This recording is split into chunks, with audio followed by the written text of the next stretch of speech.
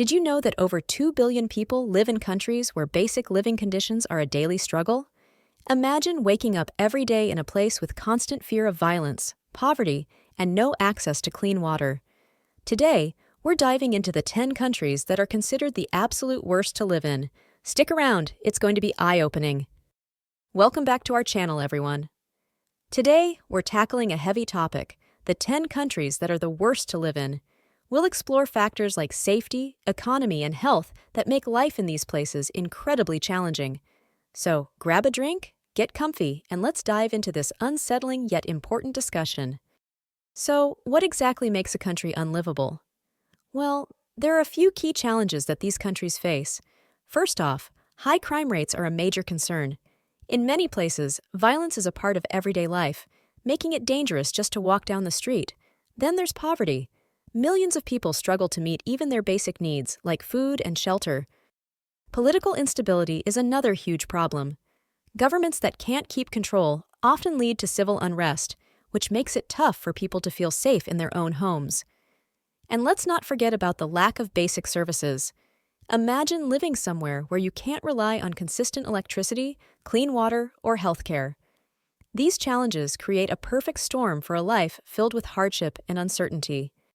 All right, let's break down our list of the 10 worst countries to live in. Coming in at number 10, we have Afghanistan. Years of war have left the nation in chaos, with rampant violence and poverty. Next up is Syria, where ongoing conflict has devastated the infrastructure and left millions without basic necessities. At number 8, we have South Sudan, a country grappling with civil war and famine. The situation is dire, with many people struggling to survive. Then there's Chad, a nation plagued by poverty, lack of education, and limited access to healthcare. Moving on to number 5, we have the Central African Republic, which faces ongoing violence and political turmoil. In fourth place is Yemen, where a brutal civil war has led to one of the worst humanitarian crises in the world.